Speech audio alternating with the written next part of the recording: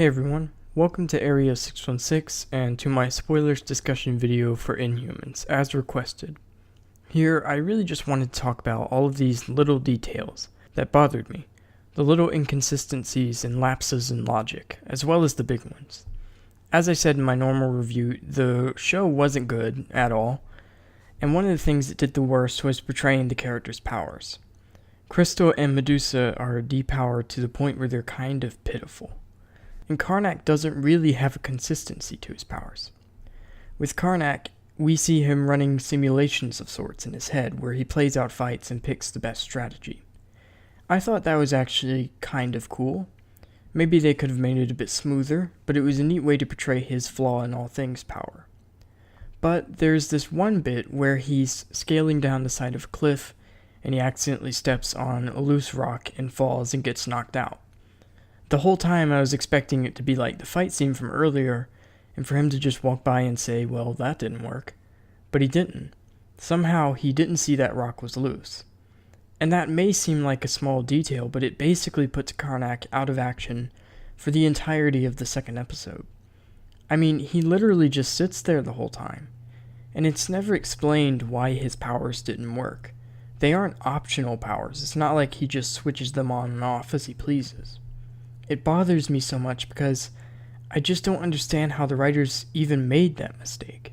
How can you know anything about Karnak and think that scene makes sense? I just don't get it. As for Medusa and Crystal, their powers were just disappointing, and really Black Bolt's as well.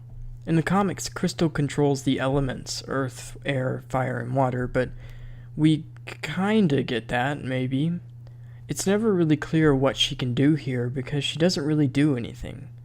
There are so many moments when the coup is happening, when comics Crystal would have just wiped everyone out with her powers, but here, Crystal just looks on helplessly. We see her blow up like an apple or something, I think, but even that doesn't really work out. I guess they figured the element-based powers wouldn't really make sense as she lives on the moon, aka a place devoid of earth, wind, fire, and water. But my point is, I just didn't understand why she seemed so helpless.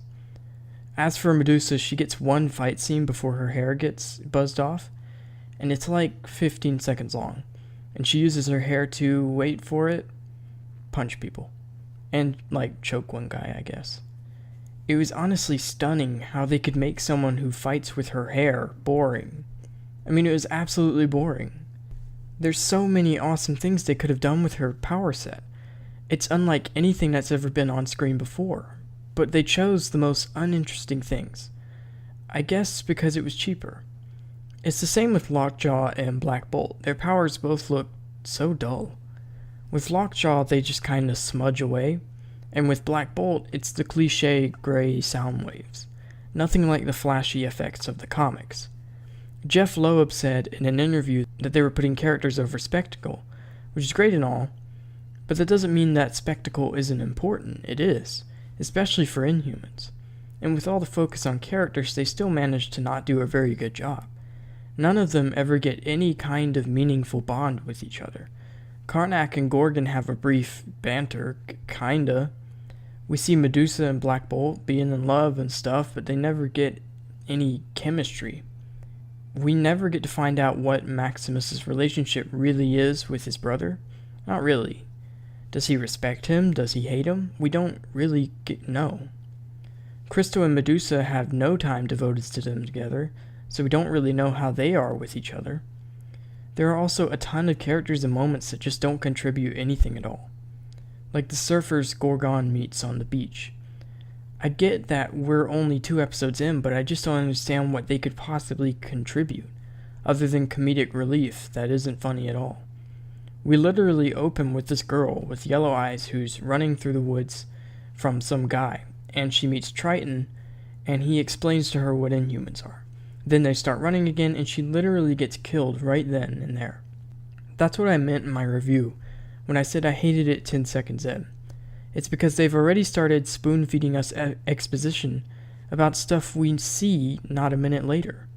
And even worse, they make up a worthless, nameless character to do that, only to immediately kill her. It's just lazy and shows that the people making this don't know how to make good things, because they don't understand a basic rule of good filmmaking: show, don't tell. The same problem was very frequent in Iron Fist. Also, the whole plot basically kicks off because the royal family thinks Triton is dead, because he got shot by the guys and then jumped into the water. And it's funny because the show wants us to think he's dead too, but we know he's not. We don't see him again, sure, but first of all, he's Triton, one of the core Inhumans. No, he's not going to die after 2 minutes of screen time. Second of all, he's Triton, aka Fishman, so showing him jumping into water is a clear message to any self-respecting Marvel fan that he's just fine. And finally, any viewer who pays attention will know that he's alive. First of all, he has freaking gills on his neck.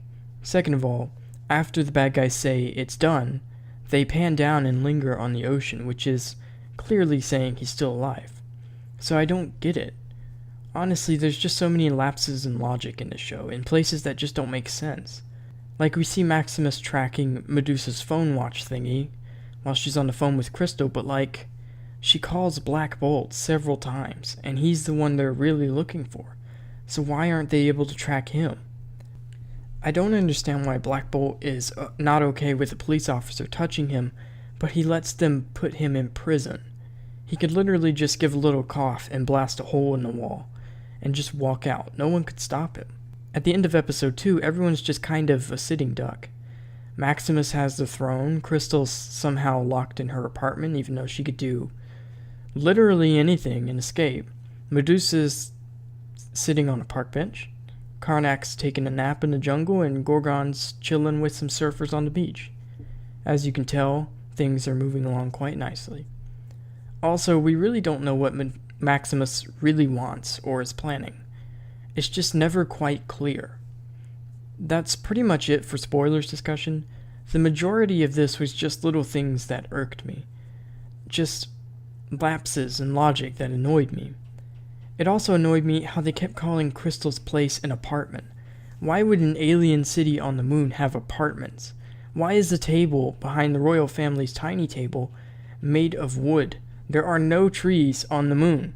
Why does Gorgon say sour grapes? That's a human term that would not be the secluded Inhuman culture.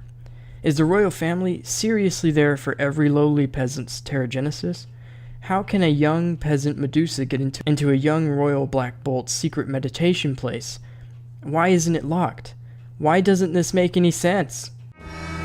Breathe in the air. Don't be